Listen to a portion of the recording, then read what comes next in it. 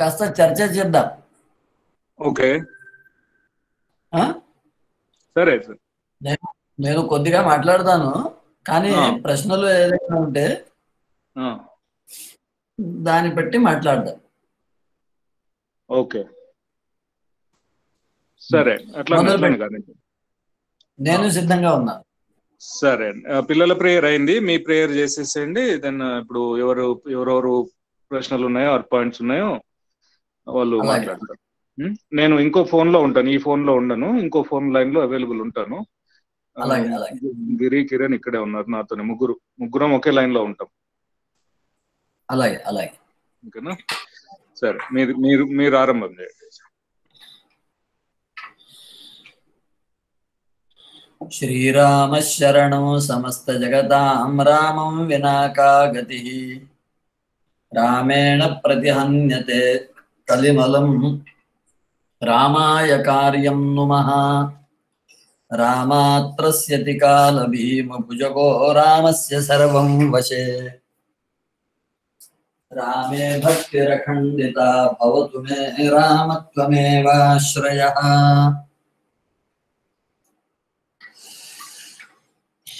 యః పృథ్వీవరవారణాయ దివిజైః సంప్రార్థితశ్చిన్మయః సంజాతః పృథివీతలే రవికులే మాయా మనుష్యో వ్యయః నిశ్చక్రం హతరాక్షసః పునరగాద్ బ్రహ్మత్వమాద్యం స్థిరాం కీర్తిం పాపహరాం విధాయ జగతాం తం జానకీశం భజే. శ్రుత్వైవ యో భూపతిమాత్తవాచం వనం గతస్తేన నోదితోపి తం లీలయాహ్లాద విషాదశూన్యం శ్రీజానకీ జీవనమానతోస్మి. నారాయణం నమస్కృత్య నరం చైవ నరోత్తమం దేవీం సరస్వతీం వ్యాసం తతో జయముదీరయేత్. శ్రూయతాం దేవదేవేశ నారాయణ జగత్పతే త్వదీయేనావధానేన కథయిష్యే శుభాః కథాః.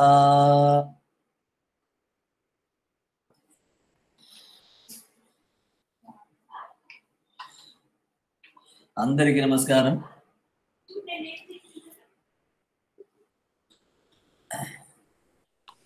నమస్కారం.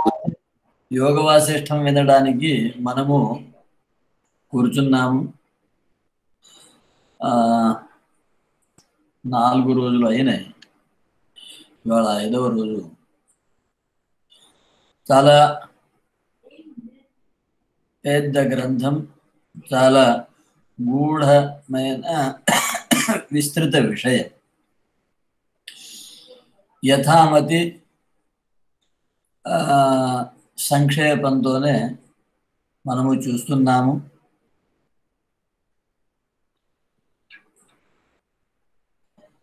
ఉత్పత్తి ప్రకరణంలో ముఖ్యంగా వారు ఉత్పన్నం అని ఏదైతే మనము అంటున్నామో, కనపడుతుంది, ఉంది అని ఏదైతే జగత్తు గురించి వ్యవహారం చేస్తున్నామో అది అంతా భ్రమాత్మకమే అని రకరకాలుగా ఉదాహరణలతో మాటి మాటికి అదే మాట చెప్తున్నారు. మరి ఇట్లా ఎందుకు అవుతుంది? మరి అంతా ఉన్న మనుషులు ఎందుకు గ్రహించట్లేదు? దానికి కారణం ఏంటి? సో అప్పుడు వశిష్ఠ మహర్షి వారు చెప్తున్నారు, దానికి ముఖ్యమైన కారణం అజ్ఞానం. సో అజ్ఞానానికి లెవెల్స్, అంటే చీకటికి లెవెల్స్ లాగా అజ్ఞానానికి లెవెల్స్. ఇది వేరే గ్రంథంలో ఎక్కడ కనపడదు. ఈ గ్రంథంలోనే ప్రత్యేకంగా విశేషంగా సూక్ష్మంగా విస్తృతంగా ఉదాహరణ పూర్వకంగా రమణీయంగా రోచకంగా చెప్తున్నారు.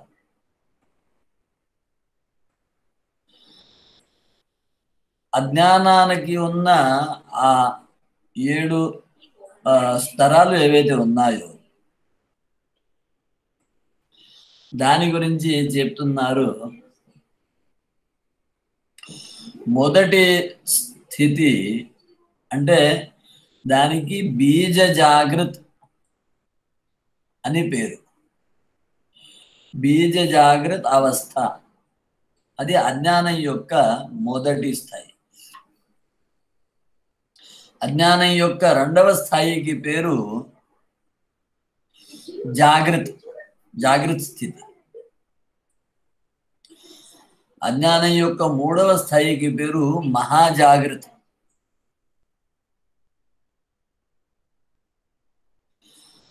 నాలుగవ స్టెప్ కి జాగృత్ స్వప్న.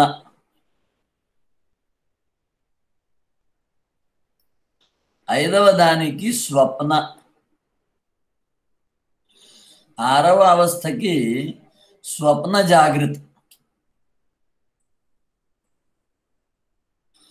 చివరి దానికి సుషుప్తి. ఈ విధంగా అజ్ఞానానికి 7 తరాలు 7 స్టెప్స్ చెప్తున్నారు.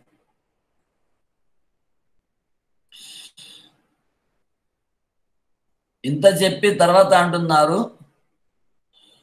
ప్రతిదానికి ఇంకా సూక్ష్మ భేదాలు చాలా ఉన్నాయి, కానీ ముఖ్యంగా 7టిని గ్రహిస్తే బాగుంటుంది అని అంటున్నారు.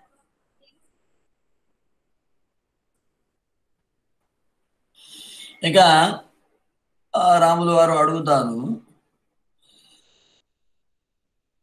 ఈ 7 స్థాయిలు ఏదైతే అజ్ఞానం యొక్క ఉన్నాయో దాని లక్షణాలు, స్వరూపం, పరిణామం,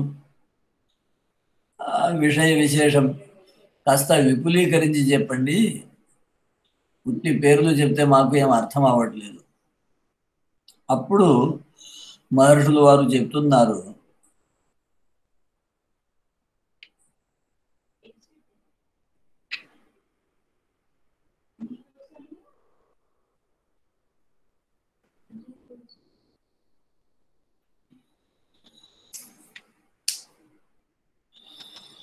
సృష్టి ప్రారంభంలోనే ఆ సచ్చిదానంద పరమాత్మ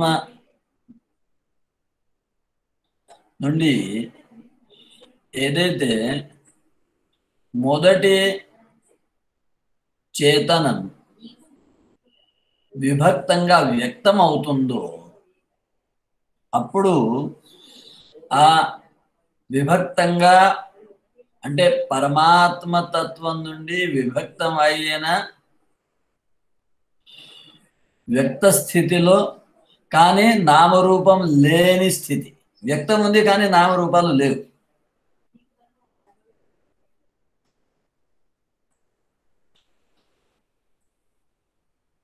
నామరూపరహితం వ్యక్తం పరమాత్మ నుంచి విభక్తం అయిన ఏదైతే చైతన్యం ఉందో దానికే మనము మహత్తత్వం, మూలతత్వం, సృష్టికి ఆధార కారణం రకరకాలుగా శాస్త్రాల్లో పురాణాల్లో వేరే వేరే రకంగా చెప్పారు.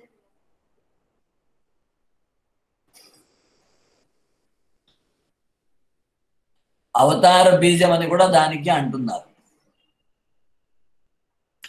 భాగవతంలో అవతార బీజం అని ఒక ప్రత్యేకమైన భగవత్ స్వరూపాన్ని ప్రస్తావిస్తున్నారు ఆరంభంలోని.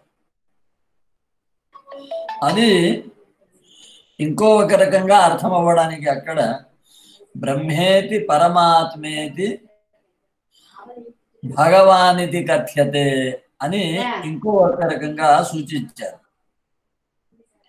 అంటే నిత్యశుద్ధ బుద్ధ ముక్త సచ్చిదానంద కూటస్థ బ్రహ్మ. దాని తర్వాత నిర్గుణ సాకారం, అన్నిటికీ అంశ రూపంలో మూల కారణం. అంటే ప్రతి శరీరంలో ఏదైతే ఆ పరమ చైతన్యం యొక్క అంశం ఉందో జీవుడు అని, ఆ అంశస్వరూప జీవుడికి అంశి అంటే మూల బీజంగా, మూల ఆధారంగా ఏదైతే పరమ చైతన్యం ఉందో దానికి పరమాత్మ అని, మూడో స్థాయిలో సగుణ సాకారం, మొత్తం సృష్టికి కారణభూతమైన అన్ని అవతారాలకి కారణంగా ఉన్న పురాణంలో అంతటా భగవంతుడు, దేవుడు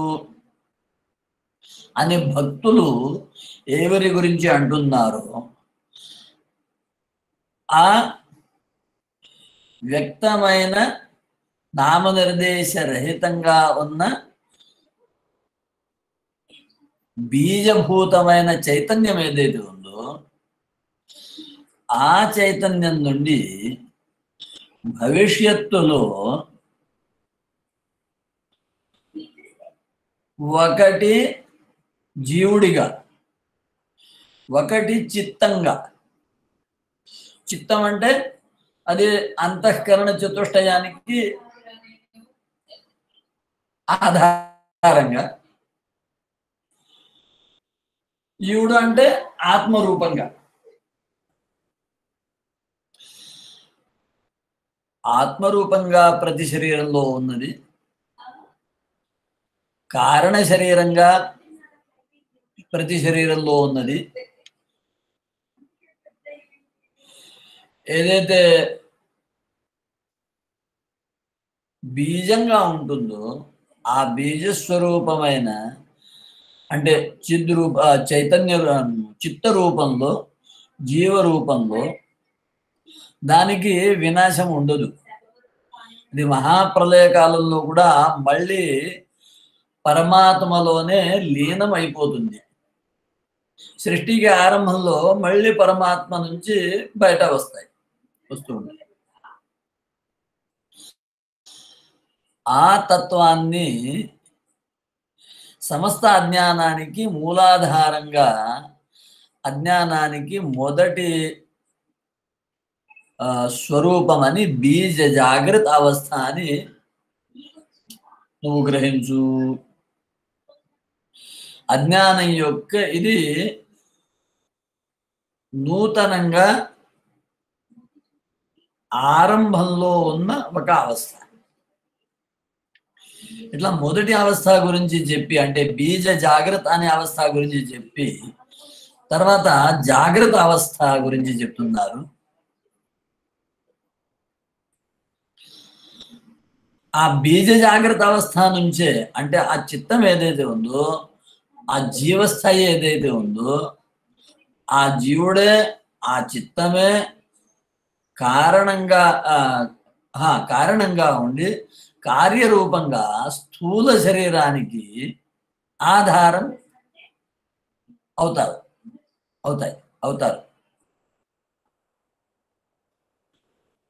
అందుకోసం దానికి కారణ శరీరం అని కూడా అంటారు. కారణ శరీరం గురించి వేరే వేరే శాస్త్రాల్లో రకరకాలుగా చెప్తారు. స్థూల శరీరం, సూక్ష్మ శరీరం, కారణ శరీరం. స్థూల శరీరం అంటే కార్య శరీరం. దీనికి సూక్ష్మ శరీరం అంటే అంతఃకరణ చతుష్టయం, వాసన, అవి అన్నిటి కలిపి ఉన్న ఒక గ్రంథి. ఎక్కడైతే సంచిత ప్రారబ్ధ అన్ని కర్మ వాసనలు మూఢంగా ఉంటాయి, ఆ వాసన ఆధారంగానే పునర్జన్మ, పునః రకరకాలుగా భోగాలు, అది కారణ శరీరం, సూక్ష్మ శరీరం. దానికి మూలంలో ఉన్న కారణ శరీరం అదే అజ్ఞానం. ఆ మనిషిలో ఉన్న అజ్ఞానం ఏదైతే ఉందో దానికే ఇక్కడ, అంటే దాంతోనే అహంకారం ఏర్పడుతుంది. నేను నాది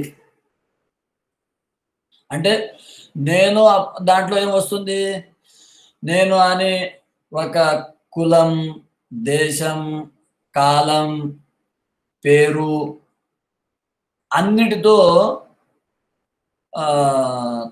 తనకి గట్టిగా పట్టుకుని ఉంటాడు.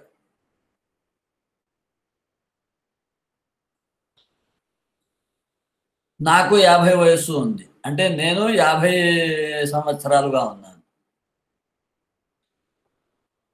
నేను ఫలానా వంశంలో పుట్టాను, నాది ఫలానా కులం, నేను తెల్లగా ఉన్నాను, నేను శక్తిగా ఉన్నాను, ఇత్యాది ఇత్యాది. ఇది నేను అని.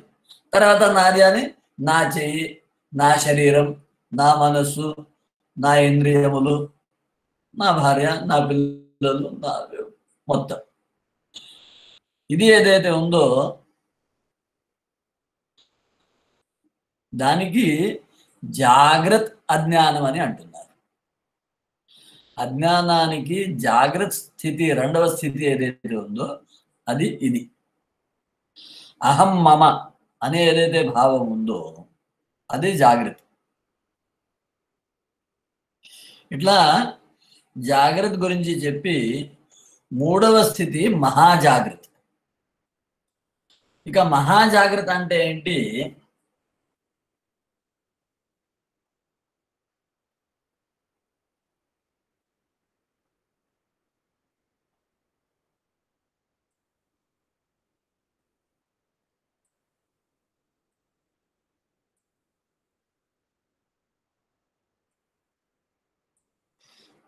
అది జన్మజన్మాంతరాలుగా ఏదైతే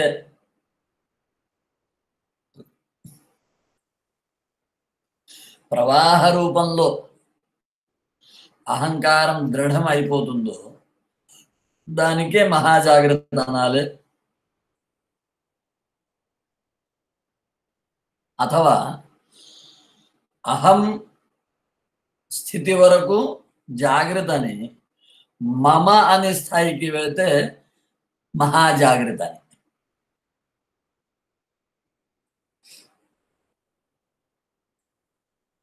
తర్వాత నాలుగవ స్థాయికి పేరు జాగ్రత్త స్వప్న అని. సో ఆ జాగ్రత్త స్వప్న అంటే ఏంటి చెప్తున్నారు?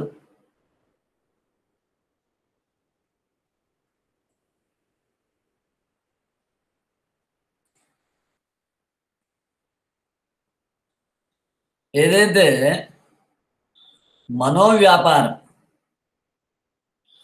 మనస్సు సంబంధి ఏదైతే అభిమానం,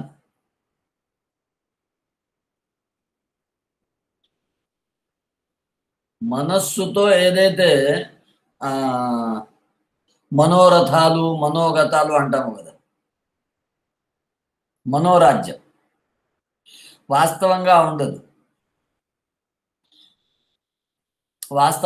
ఉండదు, కానీ ఆ కోరిక లోపల ఉంటుంది. అంటే ఇప్పుడు ఇంటర్లో చదువుతున్నాడు, అప్పుడే మనం అంటాము స్వప్న చూస్తున్నాడు. ఏంటి? నేను ఇంజనీర్ అవ్వాలి అని స్వప్న చూస్తున్నాడు, ఐఐటి చేరాలి అని స్వప్న చూస్తున్నాడు.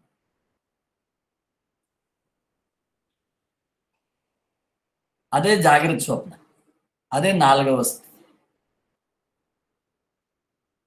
మనోరాజ్యం.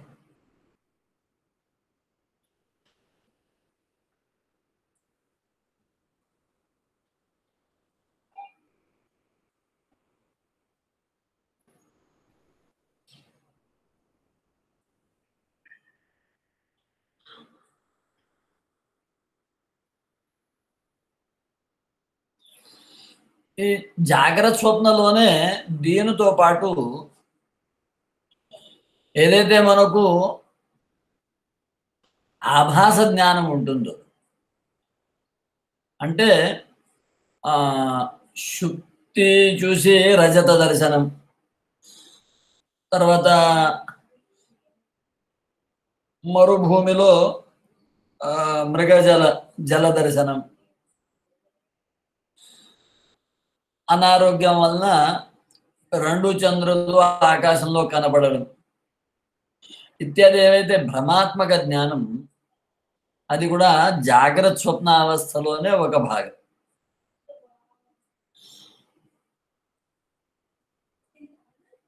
రోగం వస్తే పాలు అయినా సరే, శంఖం అయినా సరే, బట్టలు అయినా సరే, అంటే తెల్ల పదార్థాలు అన్నీ పీతవర్ణంలో కనబడతాయి. ఆ పీత రోగం అనే దానికి అంటారు కామలా రోగం అని. ఆ రోగం వలన కూడా ఈ విధంగా భ్రాంత జ్ఞానం అవుతుంది. అది అంతా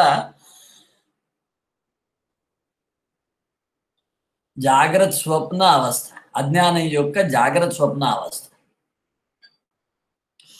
స్వప్నావస్థ అందరికీ తెలుసు. ఎప్పుడైతే మనస్సు మన శరీరంలో ఎన్నో నాడులు ఉన్నాయి,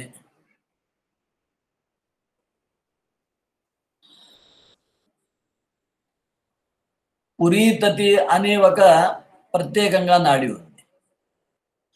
ఆ పురీతతి నాడిలో ఎప్పుడైతే మనస్సు ప్రవేశిస్తుందో అప్పుడు నిద్ర, గాఢ నిద్ర.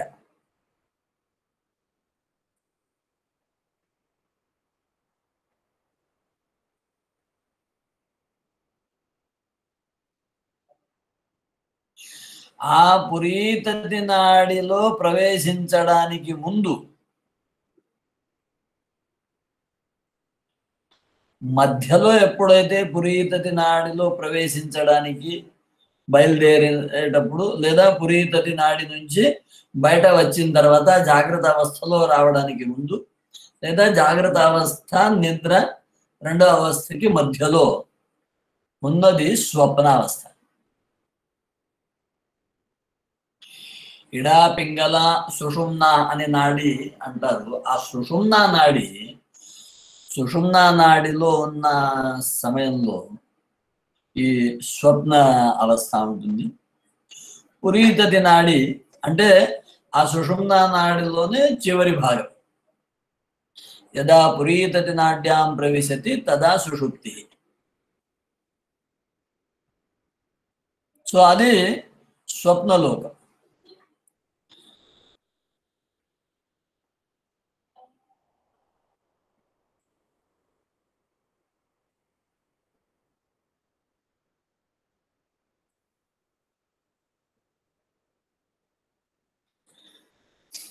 ఈ 3 అవస్థలు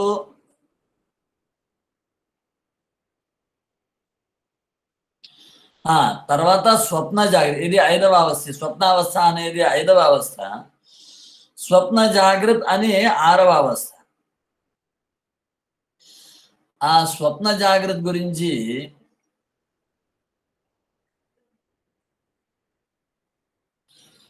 ఎట్లా చెప్తున్నారు అంటే,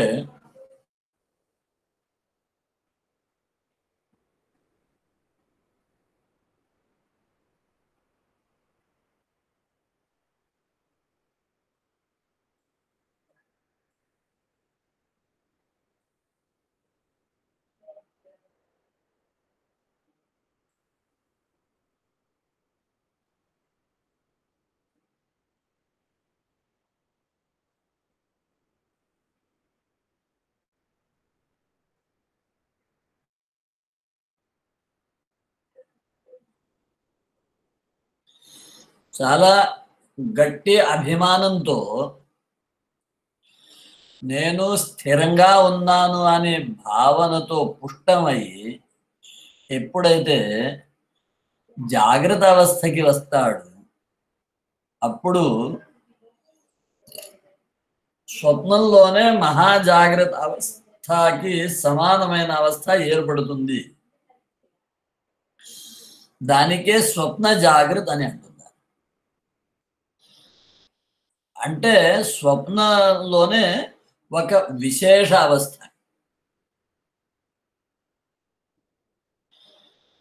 అంటే ప్రయత్నపూర్వకంగా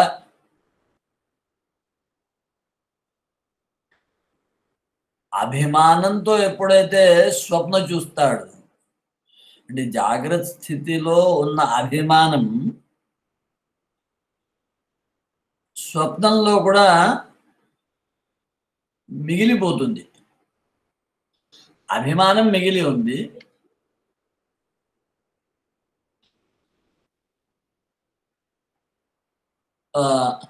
నిత్యత్వ భావం ఉంది.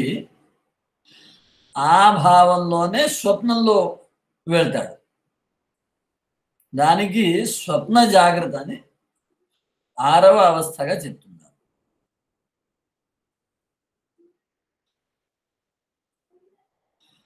అంటే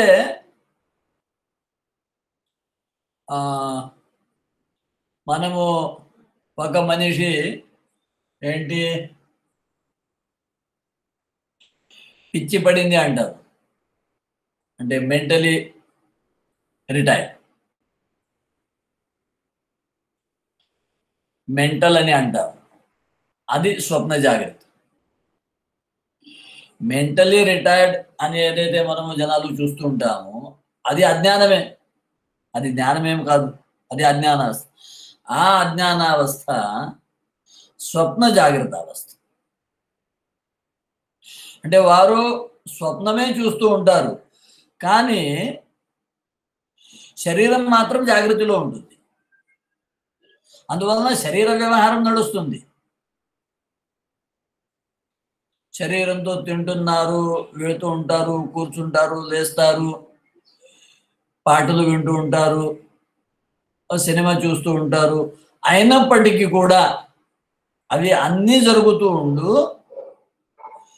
వారి మనస్సులో ఏదైతే దృఢమైన ఒక భావం ఏర్పడిందో అది మాత్రం విడిచిపెట్టరు.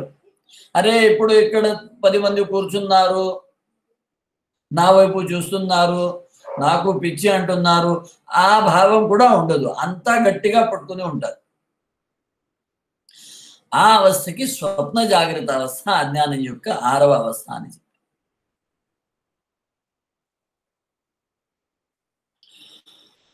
దీనికి ఇంకో ఒక రూపం కోమా అని కూడా అనవచ్చు. ఒక మనిషి కోమకి వెళ్ళిపోయాడు.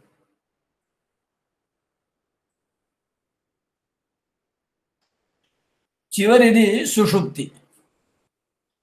సుషుప్తి అనేది మనము ప్రతిరోజు అనుభవిస్తూనే ఉంటాము, అందరూ అనుభవిస్తూ ఉంటాము. అయితే చెట్లు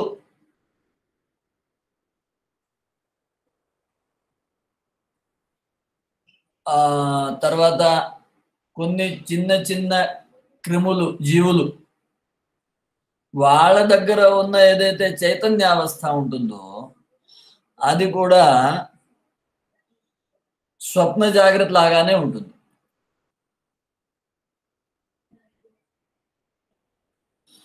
కొందరు అక్కడే అది సుషుప్తి సమానంగా ఉంది అని కొందరు, అది స్వప్న జాగ్రత్తలోనే అది అనేది కొందరు. అందుకోసమే వారు అంటున్నారు దీనికి కూడా మళ్ళీ లోతు వెళ్తే ఎన్నో సూక్ష్మ భావాలు, సూక్ష్మ అవస్థలు ఇంకా ఉంటాయి. మనము ప్రధానంగా 7 గురించి మాత్రమే చెప్తున్నాం. ఎందుకు అంటే సుషుప్తి అవస్థలో చెట్లు అనేది కూడా కొందరు అంటున్నారు. మరి సుషుప్తి అనే అజ్ఞానావస్థ చెట్లుకి ఉంది అంటే మళ్ళీ రాయిలో ఉన్న అజ్ఞానావస్థ ఏ స్థాయిలో అనాలి? సో సుషుప్తి అనే చివరి అవస్థ ఏదైతే ఉందో అది రాయిలోనే చూడాలి.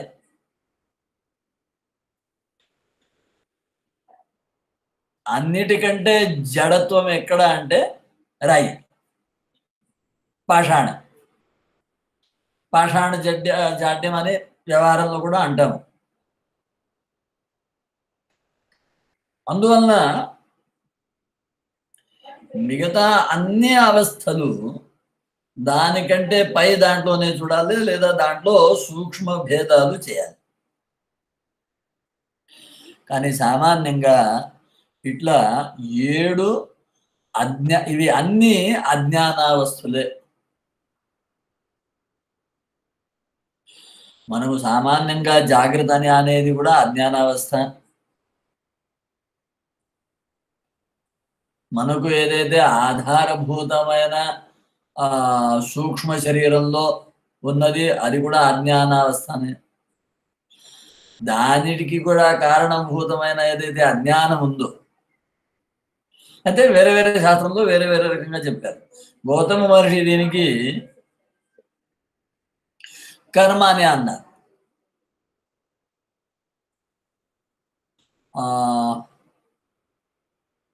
తత్వజ్ఞానాన్ని శ్రేయసాధిగమ అని చెప్పి 2వ సూత్రంలో దుఃఖ జన్మ దోష ప్రవృత్తి కర్మణ ఉత్తరోత్తరాపాయే తదనంతరాపాయ దపవర్గ.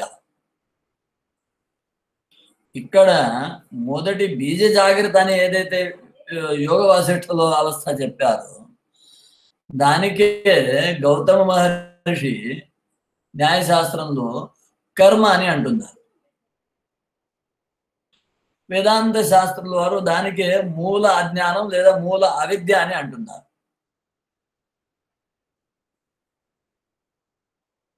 మూల అవిద్య అంతటా సమానంగానే,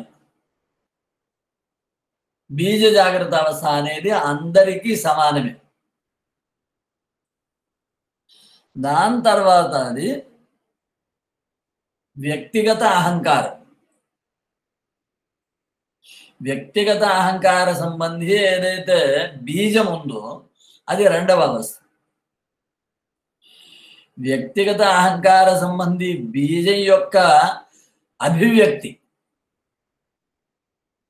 అంటే ప్రత్యక్షంగా శరీరంలో నేను ఫలానా అని ఏదైతే భావం, సో బీజ రూపంలో ఉన్న మూల అహంకారం అది అనేక జన్మలో సమానంగానే ఉంటుంది, కారణం ఉంటుంది. కానీ నేను ఒక మనిషి, నేను భారతీయుణ్ణి, నేను తెలంగాణ వాసి, నేను ఫలానా పేరుతో ఇది నా పేరు ఇత్యాది ఏదైతే ఉందో అది ఇంకా కొంచెం తర్వాత వస్తాయి. ఈ విధంగా అజ్ఞానం యొక్క స్తరాలు 7 స్తరాలు చెప్తున్నారు. అయితే అజ్ఞానానికి 7 స్తరాలు ఉంటే జ్ఞానానికి కూడా 7 స్తరాలు.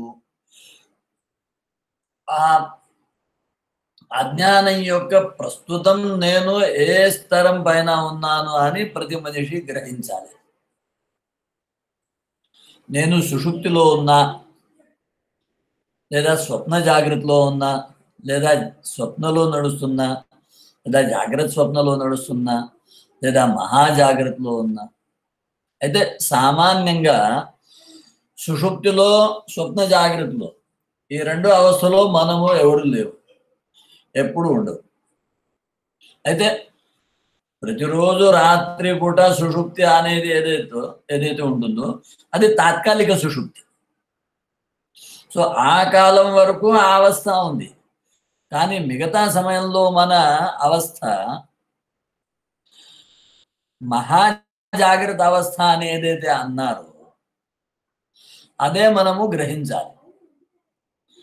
జాగ్రత్త స్వప్న, స్వప్న స్వప్న జాగ్రత్త సుషుప్తి ఈ 4 అంటే ఇంకా కింద స్థాయి. సో జాగ్రత్త స్వప్నలో అప్పుడప్పుడు మనం ఉంటాము. అంటే అప్పుడప్పుడు అవి 3 అవస్థలు కూడా 7 అవస్థలు కూడా మనము అనుభవిస్తూ ఉంటాము. కానీ ప్రధానంగా స్థాయి భావం అని చూస్తే మనది మహాజాగ్రత్త అని ఏదైతే ఇక్కడ చెప్పారో అది మన అజ్ఞాన స్తరం.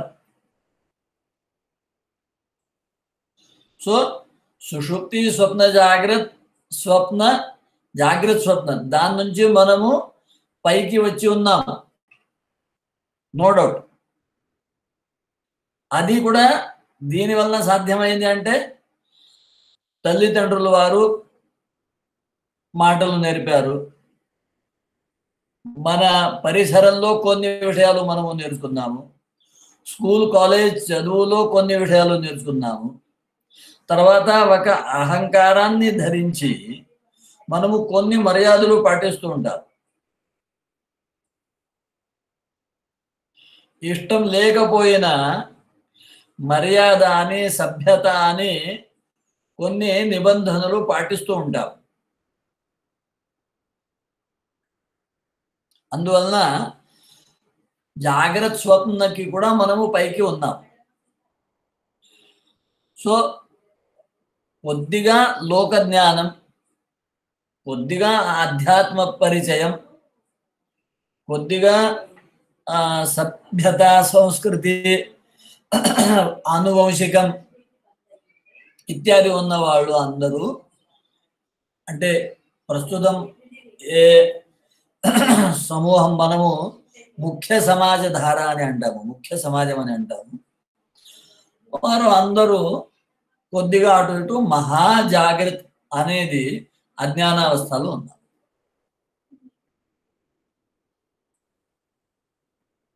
సో ఆ స్థితిలో ఉన్న అజ్ఞానాన్ని, జాగ్రత్త స్థితి సంబంధి అజ్ఞానాన్ని, బీజ జాగ్రత్త స్థాయి వరకు ఉన్న అజ్ఞానాన్ని తొలగిస్తే తప్ప మోక్షం లేదు.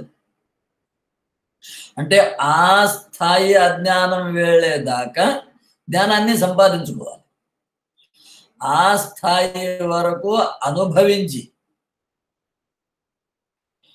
ఇది నేను కాదు, ఇది యథార్థం కాదు, ఇది అయథార్థం. అందుకోసం ఒక ప్రసంగంలో శంకరాచార్యులు వారు ఆ గ్రంథం పేరు కూడా చెప్తాను, సర్వ వేదాంత సిద్ధాంత సార సంగ్రహ అనేది శంకరాచార్యులు వారు రాసిన ఒక గ్రంథం. పేరు పెద్దగా ఉంది, కానీ గ్రంథం చాలా సులభంగా ఉంది. వివేక చూడామణి కంటే సులభం. 1000 శ్లోకాలు ఉన్నాయి, గ్రంథం మాత్రం పెద్ద. ఉపదేశ సాహస్రి, తర్వాత సర్వ వేదాంత సిద్ధాంత సార సంగ్రహం. ఆ గ్రంథంలో ఒక సందర్భంలో శంకరాచార్యులు వారు ఏమంటున్నారు అంటే, వైకుంఠాదిషు నిత్య బుద్ధి భ్రమ ఏవ మూఢబుద్ధీనాం. వైకుంఠలోకం, కైలాసలోకం, ఈ లోకం, ఆ లోకం, ఈ గతి, ఆ గతి, అంటే స్వర్గం కాకుండా ఇంకా పై అని మనము వింటూ ఉంటాము, జనాలు కూడా చెప్తూ ఉంటారు. పురాణంలో, ప్రవచనంలో, కథలో చెప్తూనే ఉంటారు. అయితే ఎప్పుడైతే పూర్ణ జ్ఞానం లేదా జ్ఞానం యొక్క ఉన్నత స్థాయి, అంతిమ స్థాయి వరకు చేరాలి, అజ్ఞానాన్ని పూర్తిగా నాశనం చేయాలి అంటే అక్కడ అంటున్నారు, ఈ లోకాలు అని ఏదైతే మన మనస్సులో ఉందో అది కూడా, అంటే వాటి యొక్క నిత్యత్వం, అది నిత్యంగా ఉంటుంది, పర్మనెంట్ గా ఉంటుంది, దానికి నాశనం లేదు. కైలాసానికి వినాశం లేదు, వైకుంఠానికి వినాశం లేదు అనే ఏదైతే భావం, లేదా వైకుంఠం చేరితే అక్కడ సుఖం మాత్రమే ఉంటుంది, దుఃఖం కించిత్తు కూడా ఉండదు, కైలాసం చేరితే అక్కడ దుఃఖం కించిత్తు కూడా ఉండదు, ఇత్యాది ఏవైతే భావాలు ఉన్నాయో అది అంతా భ్రమ ఏవ మూఢబుద్ధీనాం. మూర్ఖులకి భ్రమాత్మకమైన జ్ఞానం తప్ప అది వేరే లేదు అని శంకరాచార్యులు గారు చాలా స్పష్టంగా చెప్పారు.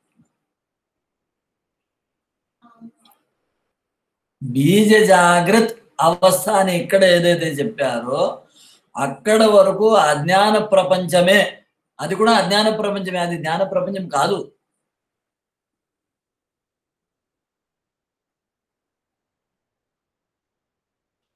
సమస్త విశ్వ ప్రపంచానికి కారణభూతమైన ద్రవ్యం అది, వస్తువు అది, అది చైతన్యం. అయినా అది అజ్ఞానమే, అది కూడా బీజమే. బీజం అనడంలో తాత్పర్యం ఏంటి? బీజం అనడంలో తాత్పర్యమే అది అంటే మళ్ళీ అక్కడ నుంచి పుడుతుంది. పుడుతుంది అంటే ఏంటి? పుడుతుంది అంటే నాశనం అవుతుంది. ఉత్పత్తి అయితే వినాశం తప్పక. అందుకోసమే అంటారు నామ రూప ఆకృతి, ఈ మూడు ఉన్నాయి అంటే వినాశం తప్పదు. రెండవది, దానికి చూస్తూ అనుభవిస్తూ మనకు ఆనందం ఉంది, అది మనకు ఆనందానికి సుఖానికి కారణంగా ఉంది, అదే మోక్షం అని మనము భావిస్తే అది తప్పు అవుతుంది. ఎందుకంటే అది ఉత్పన్నమైంది, దానికి నామరూప ఆకారం ఉంది అంటే అర్థం ఏంటి? తప్పకుండా అది నాశనం అవుతుంది. అది నాశనం అవుతుంది అంటే తాత్పర్యం ఏంటి? దాని వలన నాకు వచ్చే సుఖం ఆనందం కూడా నాశనం అవుతుంది. మోక్షం అంటే నాశనం అయ్యేది సుఖం కాదు కదా. మోక్షం అంటే ఏంటి? నాశనం లేనేది, త్రికాలాతీతంగా సమానంగా ఉన్న అవస్థని మోక్షం అంటారు. అందువలన అంతవరకు అజ్ఞానం నాశనం చేయాలి. ఇంతవరకు అజ్ఞాన స్థాయి మాత్రమే, ఇది అంతా అజ్ఞాన ప్రపంచమే. ఇట్లా 7 అజ్ఞాన స్థాయిని, తెలుగులో మంచి పదాలు నాకు రావు, ఇక్కడే అది ఇబ్బంది అవుతుంది. దాని తర్వాత జ్ఞానం యొక్క 7 భూమికలు చెప్తున్నారు. ఎవరైనా ఏదైనా మాట్లాడతారు, అడుగుతారు, చెప్తారు అంటే కొద్దిసేపు మనము మాట్లాడవచ్చు.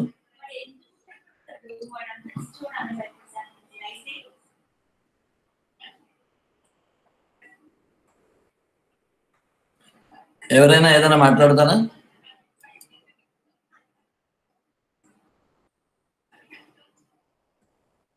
హరి ఓం.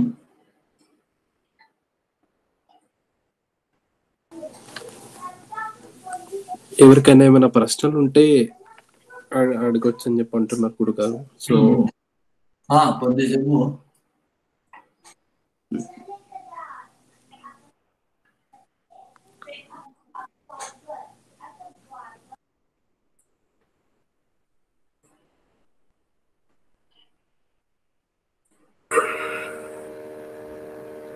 కంటిన్యూ చేయొచ్చండి. అలాగే అలాగే. గురుజీ నమస్కారం. గురుజీ నమస్కారం. నమస్తే నమస్తే. అజ్ఞాన నాశనానికి సాధనం ఏం చేయాలి గురుజీ? అదే తర్వాత విషయం అదే వస్తుంది.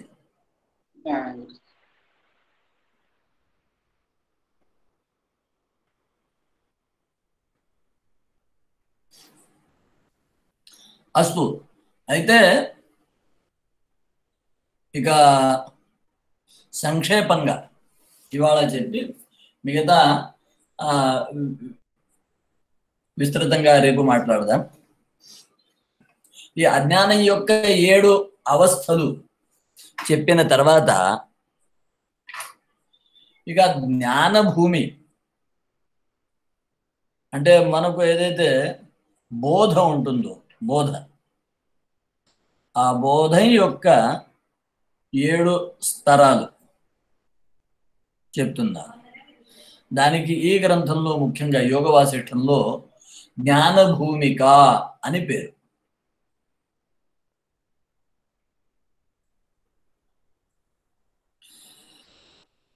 ఈ 7 జ్ఞాన భూమికలు ఉన్నాయి. ఆ 7 పేర్లు ముందు మనము తెలుసుకుందాం. మొదటి దానికి పేరు శుభేచ్ఛ. మొదటి జ్ఞాన భూమిక పేరు శుభేచ్ఛ. రెండవ జ్ఞానావస్థని విచారణ అని అంటున్నారు. విచారణ రెండవది. మూడవ దానికి తనుమానస. తనుమానస అని మూడవ జ్ఞాన భూమిక. నాలుగవ జ్ఞాన భూమికని సత్వాపత్తి. సత్వాపత్తి, సత్వం యొక్క ఆపత్తి. ఆరవ జ్ఞాన భూమిక, ఐదవ జ్ఞాన భూమిక చెప్తున్నారు అసంశక్తి. అసంశక్తి. ఆరవ జ్ఞాన భూమికకి పేరు చెప్తున్నారు పదార్థాభావన.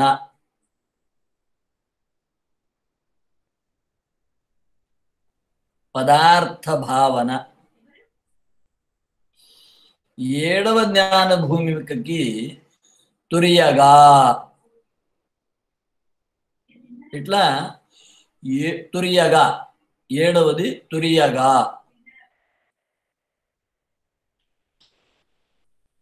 ఇక ఒక్కొక్క దాని గురించి తెలుసుకోవాలి. స్థితః కిం మూఢ ఏవ అస్మి ప్రేక్ష్యేహం శాస్త్ర సజ్జనైః వైరాగ్యపూర్వమిచ్చేతి శుభేచ్ఛేత్యుచ్యతే బుధైః.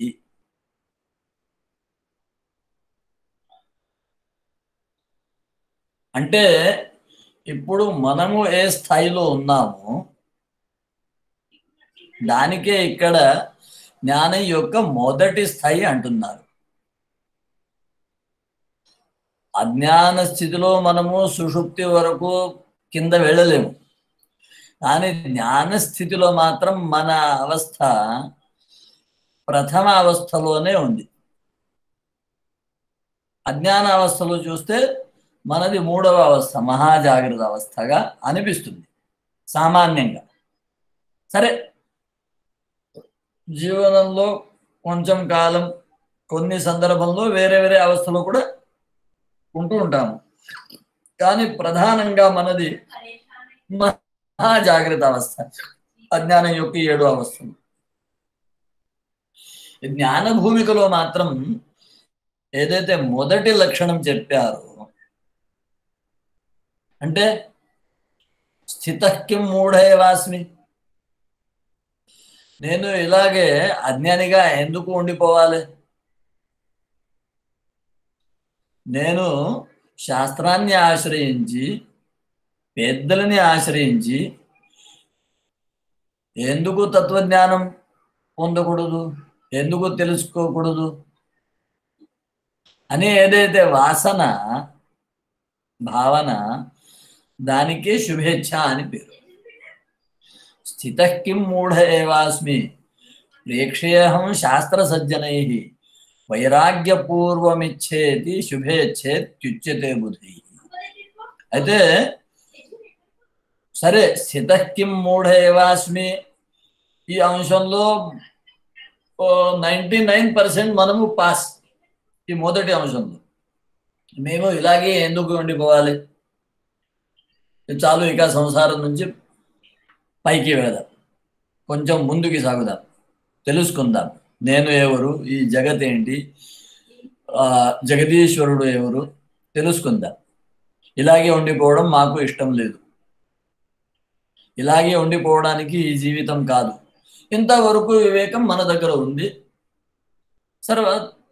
తర్వాత దానికోసం నేను శాస్త్రాన్ని చదవాలి, పెద్దల దగ్గర వెళ్ళి వినాలి, సత్సాంగత్యం చేయాలి, అంతవరకు జ్ఞానం కూడా ఉంది. ఆ రెండవ అంశంలో మనము దాదాపు 70 నుంచి 90% వరకు ఉత్తీర్ణులే. కానీ శుభేచ్ఛ అని మొదటి ఏదైతే జ్ఞాన భూమిక ఉందో దాంట్లో ఉన్న మూడవ అంశం ఏదైతే ఉందో, అంటే మూడవ క్యారెక్టర్ ఆ అవస్థ కోసం, దాంట్లో అంటున్నారు వైరాగ్యపూర్వం ఇచ్చ. వైరాగ్యపూర్వం ఇచ్చ. మనకు ఇప్పుడు ఏదైతే శాస్త్ర పరిచయం కావాలి అని, నేను ఇలాగే ఎందుకు ఉండిపోవాలి అని ఆ వాసన వైరాగ్యపూర్వకంగా లేదు. వాసన ఉంది, కానీ దాంతోపాటు సంసారంలో ఆసక్తి కూడా అలాగే ఉండిపోయింది. సంసారంలో ఆసక్తంగా ఉండు, సంసారాన్ని ఆనందం కోసం, సుఖం కోసం, ఈ సంసారం నాకు ఆనందాన్ని సుఖాన్ని ప్రసాదిస్తుంది అని భావిస్తూ, దాన్ని నమ్మితూ, దానికోసమే మనము జీవిస్తూ ఉన్నాం. అందువలన మన ఇచ్ఛ వైరాగ్యపూర్వకంగా లేదు. శ్మశాన వైరాగ్యం అందరికీ ఉంటుంది. అంటే తాత్కాలిక వైరాగ్యం. ఏదో ఒక నష్టం అయితే తాత్కాలిక వైరాగ్యం పోనే. కొందరికి అలవాటు ఉంటుంది, ఏదైనా నష్టం అయితే కృష్ణార్పణం అనాలి.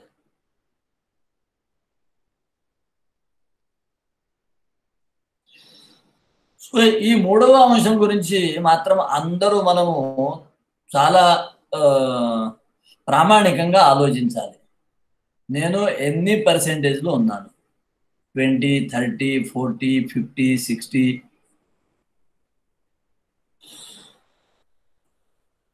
ఈ పర్సెంటేజ్ ఎంత తొందరగా మన జీవితంలో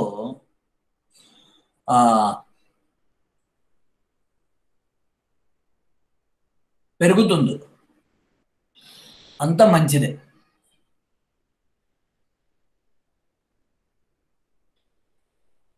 మొదటి ప్రకరణంలో ఏదైతే రాముల వారి జీవితం తర్వాత ఆ మొత్తం విషయం చెప్పారు, అది మూడవ అంశం గురించి, వైరాగ్యం గురించి.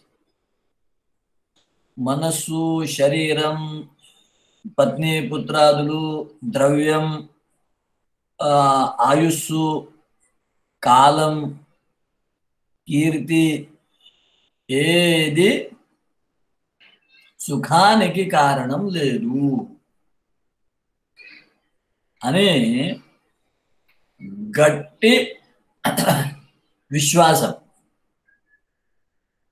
తర్వాత దాని నుంచి అలిప్తంగా ఉంటాడు, అంటే అనాసక్తంగా ఉంటాడు. సో అనాసక్తి మనది పెంచడం అనేది చాలా చాలా అవసరం. అప్పుడే అది సరి అయిన శుభేచ్ఛ అనేది మొదటి జ్ఞాన భూమిక మనకు సాధ్యమవుతుంది. మొదటి జ్ఞాన భూమిక సాధించడానికి, సిద్ధించడానికి వైరాగ్యమే చాలా అవసరం. ఆ వైరాగ్యం రావడానికి సాధనలు ఏవైతే ఉన్నాయో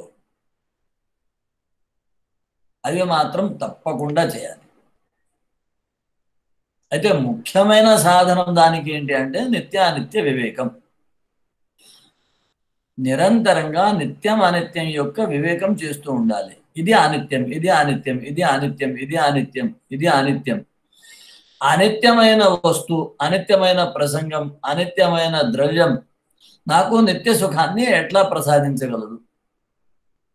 సంభవం కాదు. అనిత్యంతో నిత్య సుఖం ఎట్లా కోరుతారు? మనకు నిత్య సుఖం కావాలి అంటే ఆ నిత్య సుఖాన్ని, శాశ్వత ఆనందం కావాలి అంటే ఆ శాశ్వత ఆనందాన్ని అనిత్య వస్తువుతో మనము ఎట్లా ఆకాంక్షిస్తూ ఉంటాము? అది సంభవం కాదు కదా అని వైరాగ్యాన్ని ఎంత తీవ్రంగా, అందుకోసం సామాన్య వైరాగ్యం, మంద వైరాగ్యం, వైరాగ్యం, తీవ్ర వైరాగ్యం, తీవ్రతర వైరాగ్యం, తీవ్రతమ వైరాగ్యం అనే వైరాగ్యంలో కూడా మనము ఏ స్థాయి వరకు చేరాము అనేది చూడాలి. అయితే వైరాగ్య విరుద్ధంగా ప్రస్తుతం మనము లేవు, ఓకే. వైరాగ్యానికి విరుద్ధంగా మన మనస్సులో భావం లేదు, తప్పకుండా. కానీ ఇట్లా అయితే మరి జీవితం ఎట్లా? తర్వాత అక్కడ వింటున్నాము, అక్కడ చూస్తూ ఉంటాము, పెద్దల అందరి జీవితంలో చూస్తూ ఉంటాము. మరి వారు అందరూ సంసారంలోనే ఉన్నారు కదా, మరి నేను సంసారంలో ఉంటే ఏం తప్పు ఇత్యాది దానికి రకరకాలుగా ఆలోచిస్తూ వైరాగ్యాన్ని ఖండించడమే మనము చేస్తూ ఉంటాము. కానీ వైరాగ్యం పెంచడానికి మాత్రం, అంటే ముందు అడుగు వేయడానికి మాత్రం సిద్ధత ఉండదు.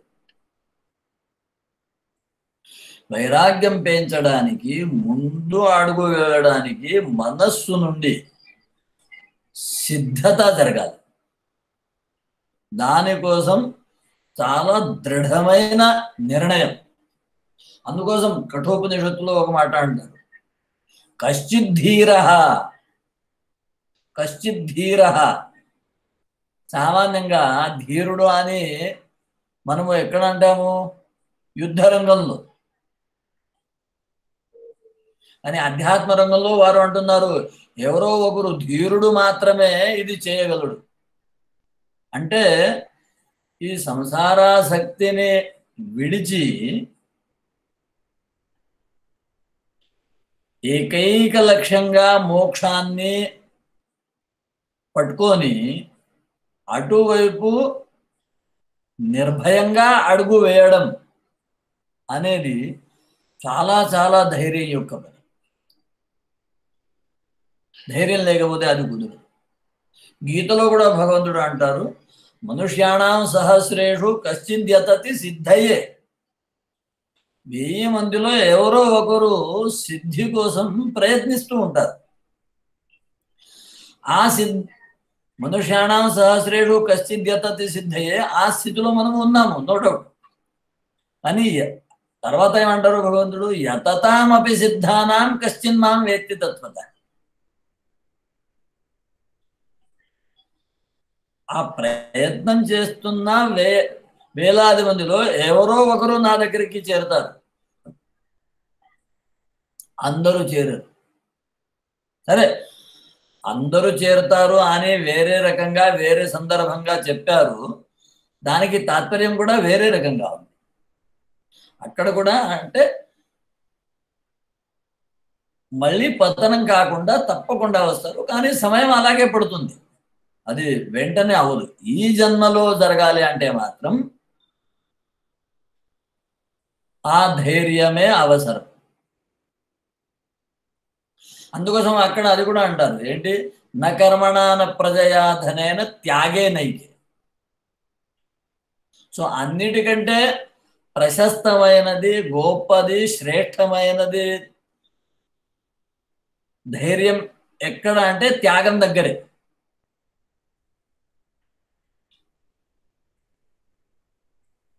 ఒక పరాక్రమం చేయడానికి లేదా ఒక పెద్ద పని చేయడానికి, ఒక పెద్ద సాహసం చేయడానికి ఎంత ధైర్యం అవసరం ఉంటుందో దానికంటే అన్నిటికంటే ఎక్కువ ధైర్యం ఎక్కడ అవసరం ఉంటుంది అంటే త్యాగం చేయడానికి.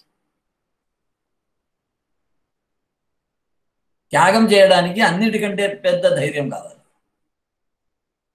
ఆ త్యాగం కూడా సరే, సామాన్యంగా ద్రవ్య త్యాగం అందరూ చేస్తూ ఉంటారు, సమయ త్యాగం చేస్తూ ఉంటారు. అది త్యాగం కాదు, ఫలేచ్ఛా త్యాగం. నేను మంచి పని చేశాను అనే అహంకారం, తర్వాత నేను చేసిన మంచి పని యొక్క మంచి ఫలితం నాకు రావాలి, దానికోసం నేను వీక్షిస్తూ ఉన్నాను అనే భావం అందరి ముఖంలో అందరి హృదయంలో ఉంటుంది తప్ప చేసిన మంచి పనులు అన్ని మర్చిపోయి ఆ ఫలితం గురించి ఎటువంటి అపేక్ష పెట్టుకోకుండా ఆ ఫలితాన్ని అన్నిటినీ పూర్తిగా త్యజించి, అంటే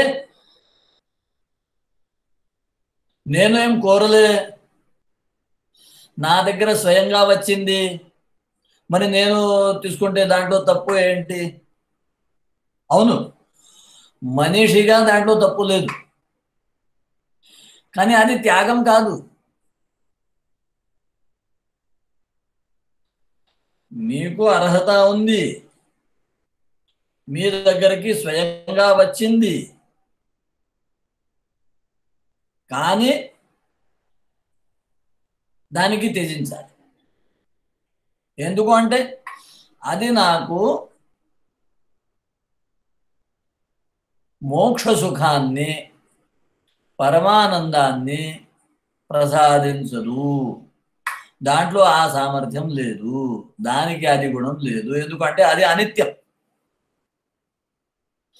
అనిత్యం ఉంది, అందుకోసం నేను అది త్యజిస్తున్నాను.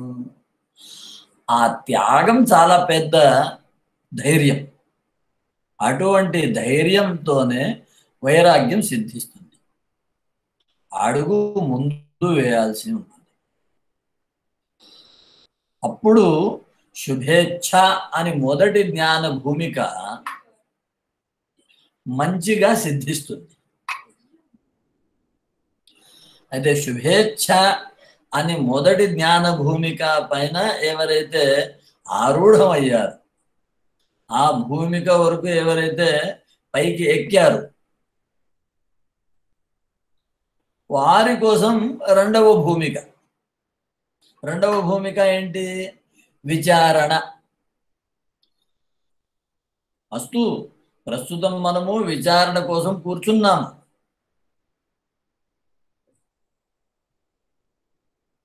అది ఎట్లా ఉంది అంటే కింద ఉండి పైకి ఏం చేయాలి, ఎట్లా ఉంటుంది పైకి అని ఆలోచించడం. అప్పుడు ఏమవుతుంది? కేవలం అది ఒక ఊహ మాత్రమే అవుతుంది తప్ప ప్రత్యక్ష దర్శనం కాదు. ప్రత్యక్ష దర్శనం ఎప్పుడు అంటే పైకి ఎక్కితే కదా ప్రత్యక్ష దర్శనం. 2 అంతస్తుల బిల్డింగ్ లో మనము కింద ఉన్నాము, పై గురించి ఆలోచిస్తున్నాము, విచారణ చేస్తున్నాము. దాంతో లాభం ఏంటి? లాభం ఏం లేదు. లాభం పొందాలి అంటే పైకి ఎక్కాలి, ఎక్కి చూడాలి, చూసి అనుభవించాలి, అప్పుడే లాభం. సో మనము విచారణ చేస్తున్నాము, కానీ పైకి ఎక్కలేదు. పైకి ఎక్కకుండానే పై గురించి ఆలోచిస్తున్నాను. ఓహో అట్లా ఉంటుంది, సరే సరే, ఎప్పుడు అయితే నాకు సమయం ఉంటుందో అప్పుడు నేను వెళ్తాను. దానికోసం లైసెన్స్, పర్మిషన్, దారి, ప్రయాణం, దానికి ఖర్చు, అవి అన్ని తర్వాత చూద్దాం. ఎప్పుడు వెళ్ళాలి అప్పుడు చూద్దాం. ఇప్పుడు ఇక్కడే కూర్చొని దాని గురించి ఆలోచిద్దాం. ఎట్లా అయితే మనము ఇక్కడే పుస్తకం చదువుతూ చంద్రలోకం గురించి లేదా సినిమా చూస్తూ చంద్రమండలం గురించి చూస్తూ ఉంటాం. అదే విధంగా దూరం నుంచి ఉంటుందో ఇది కూడా మనది. విచారణ కోసం మనము కూర్చున్నాము, కానీ విచారణ దూరం నుంచి విచారణ మాత్రమే అవుతుంది. ఈ విచారణ మనది దూరం నుంచి కాకుండా సరి అయిన విచారణ జరగాలి అంటే లాభప్రదమైన విచారణ, రెండవ జ్ఞాన భూమి యొక్క ఫలితం పొందాలి అంటే మాత్రం మొదటిది ముందు మనము ఎక్కాలి, పూర్తి వైరాగ్యాన్ని పొందాలి, సంసారం యొక్క ఆసక్తిని పూర్తిగా వదిలేయాలి. ఇది వదిలితే తప్ప అది ఎట్లా సాధ్యమవుతుంది? అది సాధ్యం కాదు. ఒక కాళ్ళు ఇక్కడ పెట్టి ఒక కాళ్ళు అక్కడ పెట్టడం అనేది కుదరదు. 2 కాళ్ళు అక్కడ పెడితే తప్ప ఇక్కడతో సంబంధం పోదు. దీనితో సంబంధాన్ని విడిచిపెట్టి దాంతో సంబంధాన్ని పెట్టుకోవాలి. అయితే ఇది కనపడుతుంది. అనిత్యమైన, నాశవంతమైన, దుఃఖ కారణమైన కానీ కనపడుతుంది. సరే కొద్దిగా అయినా ఆనందం ఉంటుంది కదా అని దీంట్లోనే అందరితో పాటు గతానుగతికోలోక. అందుకోసం అంటారు అంధేనైవ నియమాన యథాంధ. ఒక అంధుడు అంధ సమూహాన్ని తీసుకుని వెళ్తున్నాడు. అటువంటి స్థితి మనది అవుతుంది. అట్లా కాకుండా పైకి వెళ్తే ఆ విచారణ అనేది స్థాయి వస్తుంది. ఆ విచారణ అనే స్థాయి రావాలి. విచారణ అనే స్థాయికి అవసరమైన సాధనలు ఇంకా పై వెళ్ళడానికి ఏవైతే ఉన్నాయో దాని గురించి మనము రేపు చూద్దాం. ఇవాళ ఇంతటితో నేను ముగుస్తున్నాను. ఎవరైనా మాట్లాడతారు అంటే మాట్లాడండి, అందరూ విందాం. అందరికీ ధన్యవాదాలు. నమస్కారం. విరామం. కాయేన వాచా మనసేంద్రియైర్వా బుద్ధ్యాత్మనా వా ప్రకృతే స్వభావాత్ కరోమి యద్యత్ సకలం పరస్మై నారాయణాయేతి సమర్పయామి. ఓం తత్సత్. సహనా భవతు, సహనౌ భునక్తు, సహ వీర్యం కరవావహై, తేజస్వినావధీతమస్తు మా విద్విషావహై. ఓం శాంతి శాంతి శాంతి. ధర్మస్య విజయోస్తు, అధర్మస్య నాశోస్తు, ప్రాణిషు సద్భావనాస్తు, విశ్వస్య కళ్యాణమస్తు. నమః పార్వతీపతయే. హర హర Mahadev. Lewis and Clark were explorers from the United States. Their group built a fort. It was near Sacagawea's.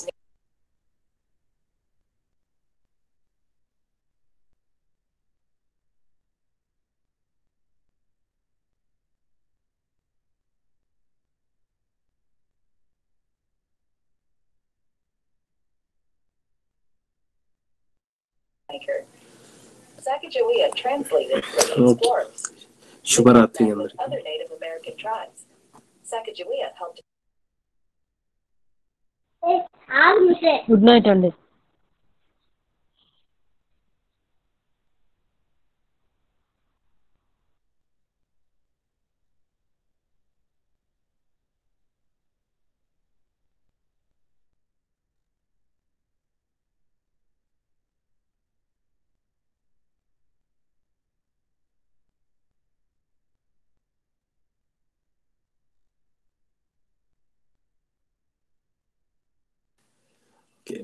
భయ్యా రికార్డింగ్ స్టాప్ చేసేయండి.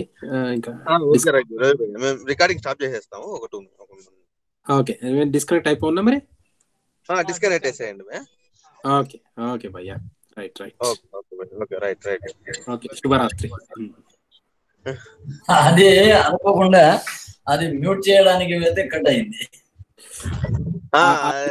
అవునా గురుగారు? అయిపోయిన తర్వాత కట్ అయితేనే ఇంకా వెళ్ళిపోయినా. మంచి